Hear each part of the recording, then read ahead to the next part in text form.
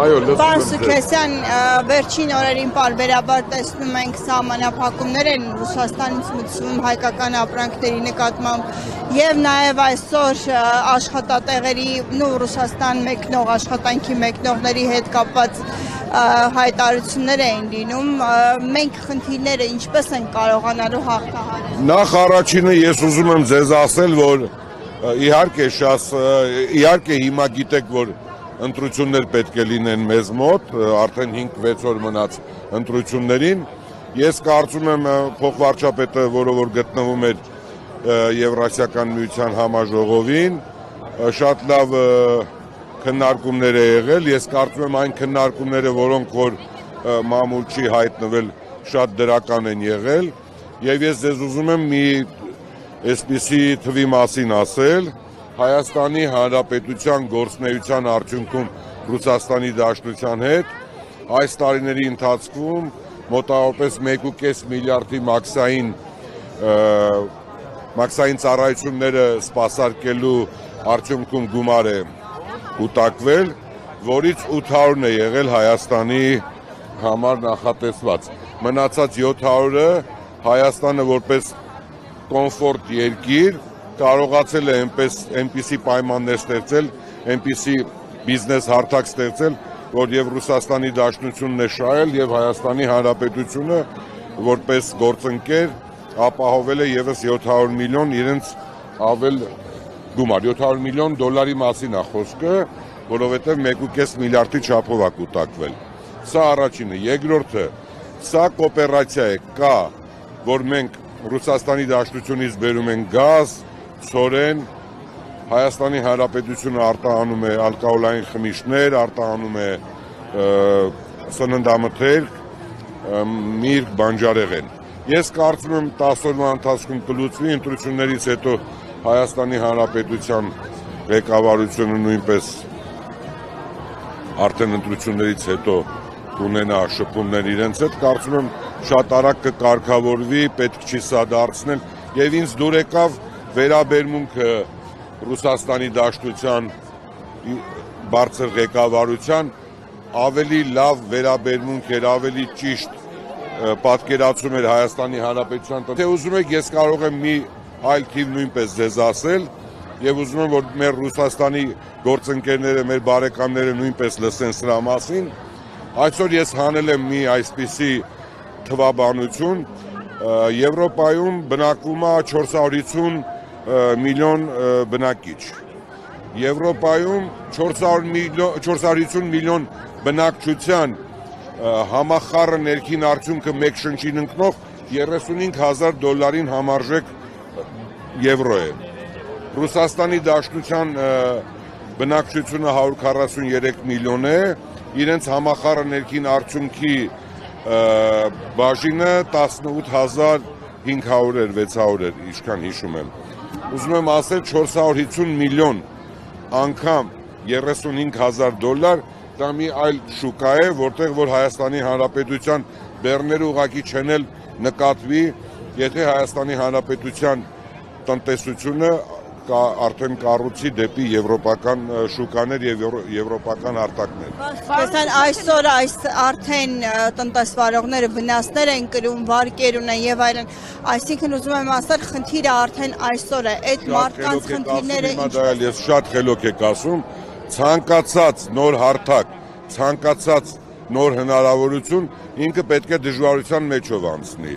Ես կարծում եմ պետությունը այդ ամեն ինչը կարող է գնահատել, պետությունը իր աջակցությունը ցուցաբերի եւ ցուցաբերել է նախկինում նույնպես։ Ես կարծում եմ սրանք շատ ժամանակավոր կարճ բնույթ են կրում եւ կկարգավորվեն։ Եվ ես կարծում եմ մենք նախկինում պետք է ավելի մտածեինք դիվերսիֆիկացման մասին, ավելի շատ պետք է եվրոպական հարթակներում ներկայացված լինենք եւ ես ուզում եմ եւս մեկ անգամ մեր սփյուռքին կոչ անել, նրանք ովքեր որ բնակվում են եվրոպական երկրներում եւ այլ պետություններում, նրանք նույնպես շատ ակտիվ լինեն Հայաստանի Հանրապետության ապրանքները ներկայացնելուց իրենց շուկաներում։ Պարոն Սուքասյան, դուք նշեցիք, որ ընտրություններից հետո Ռուսաստանը կբանակցի, հա, Հայաստանի իշխանությունների հետ, այսինքն այս ամենը լավատեսությամբ հույս հայտնեցիք, որ այս ամենը կկարգավորվի, բայց տեսեք, Մոսկվան չի էլ թաքցնում անգամ, որ այս իշխանությունը, այս կառավարությունը իրենց մեղմ ասած սրտով չէ եւ ամենատարբեր մակարդակներով, ընդհանուր Պուտինի մակարդակով բացասական հայտարարություններ, Ֆրինյուս հեռուստաընկերություն, բացասական հայտարարություններ են հնչում վարչապետ Փաշինյանի հասցեին, ձեր իշխանության հասցեին, ներողություն, ինչպես եք պատկերացնում, եւ անգամ միջազգային մամուլն է գրում այն մասին, որ Ռուսաստանը փորձում է ազդեցություն ունենալ այս ընտրությունների վրա եւ փոխել այս կառավարությանը։ Ընտրություններում հնարավոր հաղթանակից հետո քաղաքացիական պայմանագիր կուսակցել։ Ինչպես է օրինակ այդ ամենը կարգավորվելու։ Նախ առաջինը ես կարդացել եմ միջազգային մամուլի գրված եւ մտահոգությունները եւ պատկերացումները եւ մոտեցումները։ Սա առաջինը։ Երեք նույնպես մի նոր հոդված եմ կարդացել գիշերը։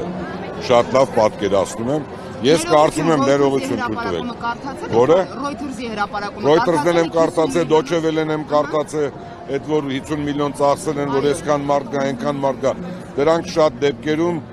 ավելի շատ լրագրողական բնույթ են կրում, շատ խորը վերլուծություն չի։ Իհարկե, դուք լավ գիտեք, որ Հայաստանի Հանրապետությունը ունի օրենսգիր, օրենսդրություն ունի, որով որ մարդիկ պետք է գան այստեղ գնան գրանցվեն, այդ մարդիկ պետք է հասցե ունենան, դա այդքան հեշտ չի։ Հայաստանի Հանրապետություն եկող հոսքերը թե ինքնաթիռով, թե ցամաքով մեր պետական մարմինները կարող են գնահատել, այնպես որ հանգիստ եղեք, իսկ այն որ սա քաղաքական որոշակի բնույթ է կրում, դրա համար ընտրություններից հետո ամսի 7-ից հետո կփոխվի եւ ռետորիկան կփոխվի, բայց ես ասում եմ, Ռուսաստանի Դաշնությունը մեր բարեկամն է, մեր գործընկերն է, մենք Եվրասիական միության անդամ ենք, իրար հետ շատ մեծ առևտուր ունենք, իրար հետ շատ մեծ պատմություն ունենք, այնպես որ մենք ոչ մեկի հետ չենք կռվելու, բոլորի հետ աշխատելու ենք, Հայաստանի Հանրապետության տնտեսությունը զարգացնելու ենք, բանակը հզորացնելու ենք, կրթությունը լավացնելու ենք, առողջապահությունը առավել եւս ավելի ժամանակակից ենք դարձնելու։ Ես կարծում եմ, այս կարգի խնդիրներ լինելու են, երբ որ Հայաստանի Հանրապետությունը ուզում է առավել անկախ լինել, առավել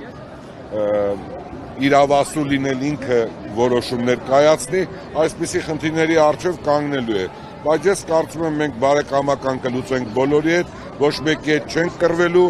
աշխատելու ենք եւ մենք օգտվենք իրենցից եւ իրենք մեզանից։ Պեսկովն էր հայտարարել, որ մինչև դեկտեմբեր կքննվի ԵԱՏՄ-ին Հայաստանի անդամակցության հետ կապված բոլոր հարցերը։ Դուք ինչ վտանգներ եք տեսնում կամ ինչ եք կարծում, Հայաստանը պետք է անդամակցի ԵԱՏՄ-ին։ Ես նախ առաջինը շատ ուրախ եմ, որ այդ կարգի կշռադատված որոշում է կայացվել դեկտեմբերին քննարկել դա, որովհետև Հայաստանի Հանրապետությունից շատ ուժեր ուզում էին դա ավելի շուտ քննարկվի, շատ ճիշտ կշռադատված որոշում է կայացվել քաղաքական, պետական, որ դեկտեմբերին է լինելու, որի համար ես շատ ուրախ եմ, իսկ դեկտեմբերին իմ ասած եւ թվերը, եւ տնտեսության մեր եւ իրենց առավելությունները ճիշտ կգնահատեն եւ ճիշտ որոշում կկայացնեն, դա այլ հարց է։ Իսկ ես կարծում եմ ընտրություններից հետո այդ կարգի խնդիրները առավել լուծված կլինեն։ Իսկ դեկտեմբերը կմնա ավելի գլոբալ քննարկելու եւ մեր ներկայությունը Եվրասիական տնտեսական միությանը եւ Եվրոպային անդամակցելու ապագայի խնդիրը։ Սուքասյան, բայց միջև Եվրամիությունում ապրանքները վաճառելու մեխանիզմները վերջնական հաստատվեն, Հայաստանի տնտեսությունը արդյոք վնասներ չի կրի այդ։ Կկրի վնասներ, ես կարծում եմ կկրի վնասներ, ինչ որտեղ ճիշտ ասած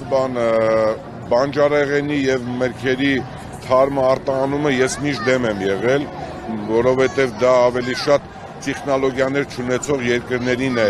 հարիր, երբ որ թարմը միրգ են արտահանում, դուք էլ գրագետ մարդ եք, գիտեք, որ դրանցից պետք է 2 ամսվա արտահանված ապրանքը անգամներ ավելի ցածր գներով են արտահանվում եւ Հայաստանի Հանրապետությանը շատ քիչ օգուտ է գալի։ Ես կարծում եմ մեր պետությունը ավելի շատ պետք է աջակցի, որպեսզի դրանք վերամշակվեն եւ ամբողջ տարվա կտրվածքով լինեն մեր պահեստներում եւ հետո արտահանվեն։ Իսկ եթե ռուսական գազից զրկվենք, այլ առաջինը ես չեմ կարող ինչ-որ բաներ ասել, բայց ուզում եմ ձեզ ասել, որ հանգիստ եղեք, այն գազը, որը որ վերջնական արդյունքում սպառողին է վաճառվում, դրանից ավելի էժան առաջարկներ կան եւ արդեն շուտմանից կա այդ առաջարկները, կարծում եմ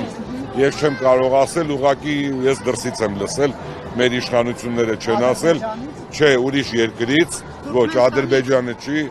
չեմ ուզում ասել, ինձ այլ երկրից ասել են, որ մենք ձեր համար պատրաստ ենք տանք ու այդ գործողությունները գնում է։ Հիմա ես դրա իրավունքը չունեմ, ինձ որպես ընկեր են ասել, որ ես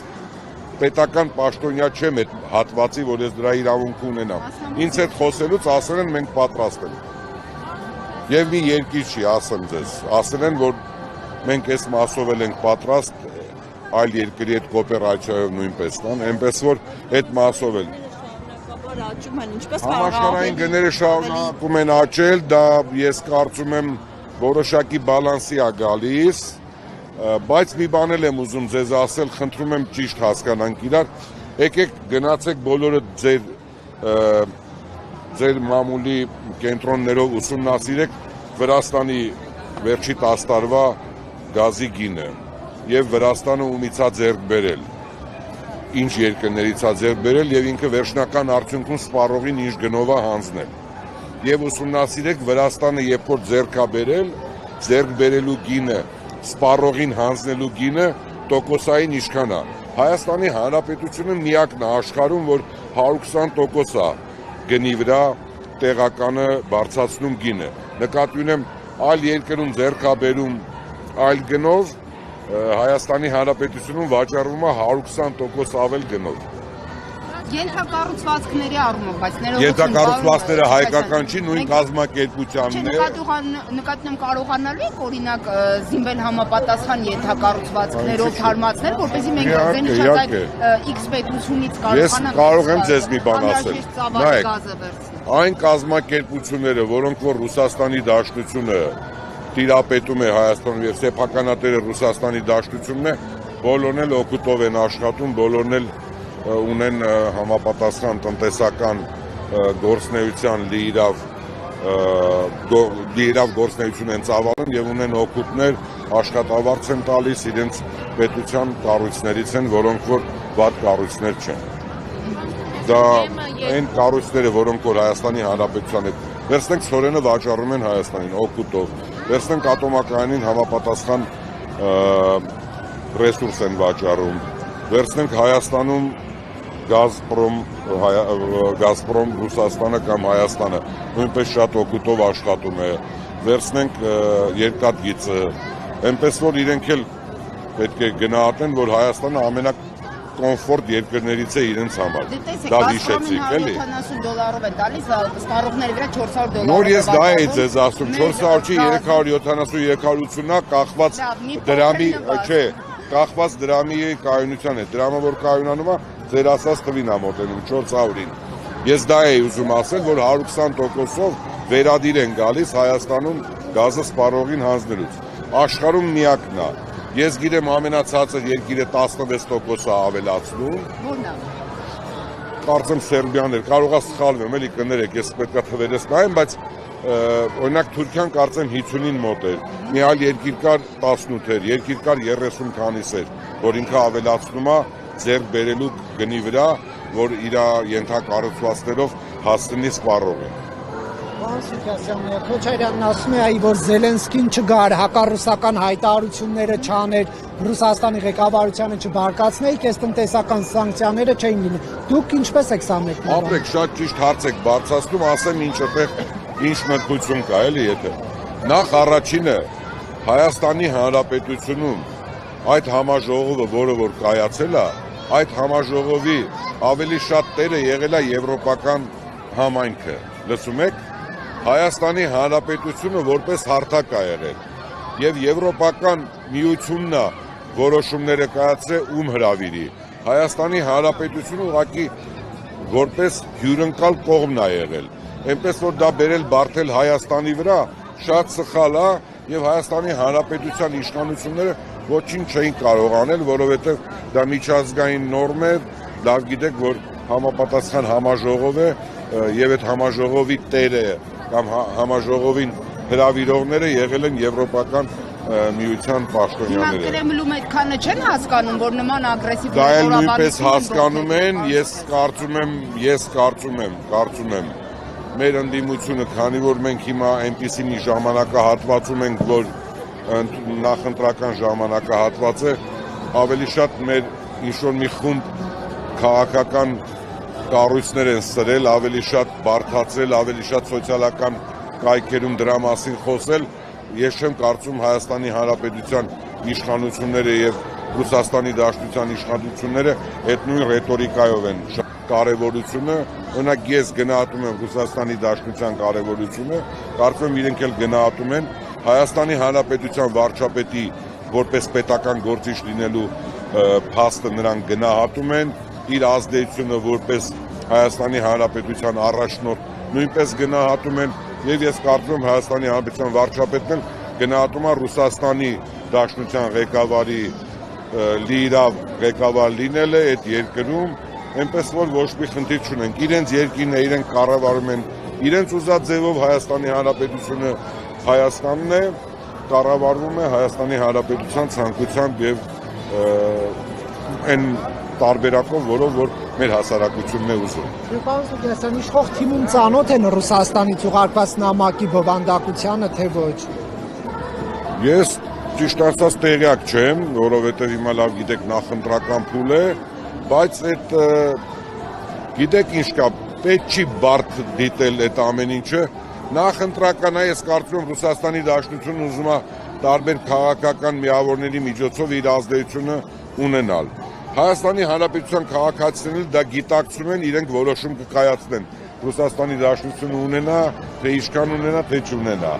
Ես կարծում եմ Հայաստանի Հանրապետության քաղաքացիները գիտակցում են այդ ամեն ինչը եւ մեկ շաբաթ մնաց, մեկ շաբաթ հետո ամեն ինչ բաց կլինի։ Պարոն Սարգսյան, ներողություն, իսկ օտար պետությունների հնարավոր է ազդեցությունները, ներգործությունները մեր պետական, ներքին ներքաղաքական ընտրությունների վրա, օրինակ ինչպես եք գնահատում։ Նայեք, ամբողջ աշխարհում կա, դուք լավ գիտեք, որ Հայաստանի Հանրապետության ազգային ժողովի ընտրություններից առաջ եղան այլ երկրներում նույնպես ընտրություններ եւ եղան դրսից միջամտելու տարբերակներ, լավ գիտեք, թե այդ երկրներում քաղաքական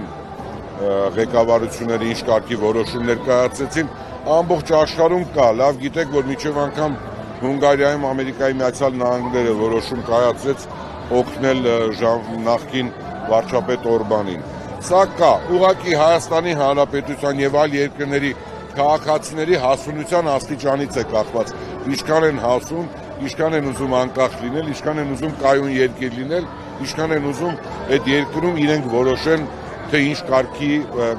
կառավարում լինի, ովքեր կառավարեն, ինչ կարգի օրենքներ լինի։ Ընտրում են քաղաքական միավորին, քաղաքական միավորը կառավարում է երկիրը։ Լուկաշենկոն էլ հայտարարել կներես վերջինը, էլ չեմ միջամտի։ Լուկաշենկոն էլ հայտարարել, որ Հայաստանը գնում է դեպի ուկրաինացման, այսինքն գնում է այն ճանապարհով, որով Ուկրաինան է։ Ես կարծում եմ Լուկաշենկոն նույնպես քաղաքական ակնկալիքներ ունի, որոշակի ազդեցություն ունենա քաղաքական գործընթացների վրա, որը ես կարծում եմ հնարավոր չի ունենալ։ Լուկաշենկոյի պարագայում չեմ կարծում, որ քաղաքական գործընթացների վրա կարողանա ազդեցություն ունենալ։ Մեր հասարակությունը առավել եւս այդ մտքերը, որոնք որ լսեց Բելարուսի նախագահից, ավելի կկազմավորվի, ավելի կազմակերպված կլինի, ավելի ճիշտ որոշումներ կկայացնի։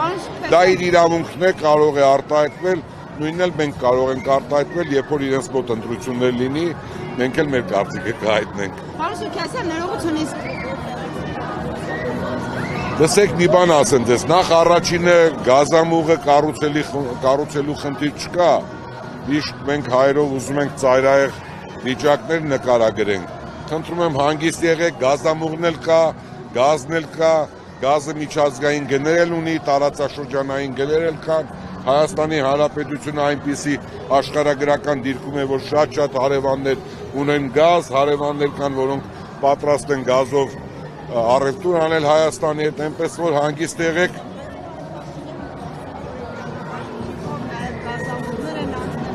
Իսկ դուք կասկածում եք դրանում։ Պարոն Փաշինյանը շատ ճիշտ է ասել, այդ կարգի մոտեցումներ էլ կան, այդ կարգի գնահատականներ էլ կան, արդեն հաշվարկներ են լինում, եթե կառուցվի ինչ աստիճանի ավելի միջոցները կտնտեսվի, մյուսն էլ ասեմ ձեզ, Հայաստանի Հանրապետությունը եթե Թուրքիայի ճանապարհը բացի, մոտավորապես մինչև 600 կիլոմետր ավելի կարճ է Եվրոպա հասնելու։ Այդ ուզում եմ ասել։ Փոխադրում իրականացնող բան Շատ է Եվրոպայի պահանջարկը շատ է, եթե մի 4 հատ էլ գազամուղ լինի, բոլորը երջանիկ կլինեն։ Չի բավարարում, դրա համար 4-5 գազամուղ է պետք։ Ծավալով գազամուղը, փորձագետներն ասում են, որ գազամուղը ամբողջ ծավալով չի գործում, Վրաստանով անցնող է։ Ես այդ կարծիքին Դեռ պակասուրթով է, աշխազիկն պարտքով։ Ինչ եք ասում, այսօր այս պահին գազի բավականին մեծ դեֆիցիտ կա, վերջի ամսի 28-ից հետո փետրվարի, երբ որ դեպքը Պարսկաստանի հետ եղավ, դրանից հետո լավ գիտեք, որ բավականին էներգակիրների դեֆիցիտ առաջացավ, պահանջարկը մեծացավ, գինը դրա պատճառով փոխվեց։ Ես կարծում եմ գազի դեպքում պաուսներում միշտ հայտարարում են ինչքան պաուսները լցված, ես ինչքան գիտեմ շատ ցածր մակարդակի վրա է, որտեղ հենց փետրվարի 28-ից սկսել, երբ որ դեռ գազի կարիքը ավելի մեծ կար, էլի, եղանակային պայմաններում։ Ներողություն, իսկ Գագիկ Ծառուկյանի հետ հարաբերությունները ինչպես են։ Հետևում եք, լսում եք օրինակ ինչ հայտարարություններ է անում իշխանության հասցեին, վարչապետ Փաշինյանի հասցեին։ Ոչ, չեմ լսում, աշխատում եմ չլսել, ես ավելի զբաղված եմ, այնպես որ չեմ լսում։ Իսկ Ձեր հարաբերությունները խնամությունը վերցնեն ծերանոց զարգեն, դա ինչպես Այդ թող ես կարծում եմ, նայեք, եթե կա օրենքի պահանջ, ես կարծում եմ օրենքով պետք է շարժվենք։ Եվ ես կարծում եմ պարոն Ծառուկյանն էլ կհարգի օրենքը, եթե օրենքով դա նախատեսված լինի կամ օրենքի ուժ ստանա։ Եվ պարոն Սուքասյան, կներեք, ձեր ընտանիքը, ձեր ընկերությունների աշխատակիցները միասին շուրջ 11 հոգի ՔՊ-ին նվիրատվել են 52 միլիոն դրամ։ Սա ինչպես Քիչ կմոռանա։ է։ Մի քիչ շատ պետք է տային, ոնց որ քիչ են տվել։ Դա ընդհանուր ԿՊ-ի ստացած գումարի 12%-ից ավելին է, ինչու է այդպես ֆինանսավորում։ Նախ առաջինը ես բավականին մեծ պատմություն ունեմ ԿՊ-ի հետ, իրենց կառավարման մեթոդը ինձ դուր է գալիս, իրոք Հայաստանի Հանրապետությունը վերջի 8 տարում բավականին մեծ ձեռքբերումներ ունի, այսօրվա պայմաններում այն անվտանգային բարձիկները, որոնք որ արդեն դրված են, առաջիկա 2-3 տարում ավելի մեծ թռիչքով ենք առաջ գնալու, տեխնոլոգիական ավելի նոր կարգավիճակ ենք ստանալու, այնպես որ այս ամեն ինչը հաշվի առնելով ես շատ ուրախ եմ, որ մեր կազմակերպությունները աջակցել են քաղաքացիական պայմանագիր կուսակցությանը, որպեսզի նրանք կարողանան եւ այդ թափանցիկ վերաբերմունքը շատ լավն է։ Ես շատ երջանիկ եմ։ Անկեղծ չգիտեմ, որ կազմակերպությունը հնարավոր է գլխավոր տնօրենը հարցրել է, որտեղ ես չեմ կառավարում, այլ ումից որ պետք է հարցրել է, ասել են նայեք որոշումներ կայացրեք։ Որոշում են կայացրել։ Նայեք, ինչքան լավ է, որ այդ ամեն ինչը թափանցիկ է։ Ես այս պահին չգիտեմ, որ կազմակերպությունը ինչքան միջոց է հատկացրել։ Դա ոչ թե աշխատակիցների գումարներն է, այլ Սուքասյանների գումարները։ Չէ, ես նկատի ունեմ, ես տեղյակ չեմ, միգուցե այդ որոշումը կայացրել են, անկեղծ եմ ասում, տեղյակ չեմ, ով ինչքան, բայց ուրախ եմ, որ միջոցներ են հատկացրել։ Նկատի ունեմ, որտեղ շատ բարձր աշխատավարձ ստացող աշխատակիցներ ունենք։ Եվ մենք աշխատակից ունենք, որ ամսական իր աշխատավարձը 12 միլիոն է։ Ոտոնց շատերը կան։ Իրանք այդ 12 միլիոնի կամ 8 միլիոնի կամ 6 միլիոնի կամ 5 միլիոնի եկամտարկը վճարում են, հանգիստ գլուխները դնում են բարձին, ապրում են, իրանց ընտանիքը իրենք։ Այդ հարցին անդրադարձել եք, անկեղծ ասած չգիտեմ, բայց առաջին անգամ եմ ձեզ հանդիպում, երբ Ադրբեջանի փոխվարչապետի այցից հետո, երբ նրա հետ հանդիպել է նաև Run Oil ընկերության տնօրենը, ինչ հարցեր են քննարկվել։ Ես ճիշտ ասած հետո ժամանակ էլ չեմ ունեցել տնօրենից ճշտելու, բայց ինչքան իմացել եմ, շատ դրական հանդիպում է եղել, շատ պատրաստական են եղել Հայաստանի հետ տնտեսական համագործակցելու, նայելու Հայաստանում ինչ կա իրենց համար հարմար եւ Հայաստանին ինչ է պետք, իրենց ինչ է պետք, այդ քննարկումները եղել են, մնացածից տեղյակ չեմ։ Իսկ Հայաստանից արդեն ինչ-որ բաներ դեպի Տեղյակ չեմ, կարող է կառավարությունից ճշտել կամ մաքսայինից ճշտել, բայց ես կարծում եմ ապագայում այդ ամեն ինչը կլինի, որովհետեւ ընդհանրապես ես մի 94 թվականին ես Հարավային Կորեայում եմ եղել։ Ինձ իրենց այն ժամանակվա ամենախոշոր կազմակերպության նախագահան գիրք ա նվիրել, գիրքն էլ կա, որտեղ որ ինքը ասում է, որ պետք է հարևաններիդ հետ կոոպերացիա ունենաս, իսկ ես հետո երբ որ տնտեսությունները կառուցվածքները ուսումնասիրեցի երկրների, ես տեսա, որ օրինակ վերցնենք Հոլանդիան փոքր երկիր է, չէ, բայց գտնվում է Գերմանիայի, Ֆրանսիայի հարևանությամբ իրենց հաշվին կոոպերացիան շատ մեծ է եւ համախառը ներքին արդյունքի մեջ եւ Ֆրանսիան, եւ Գերմանիան, եւ Բելգիան, եւ Անգլիան մեծ մասնաբաժին ունեն։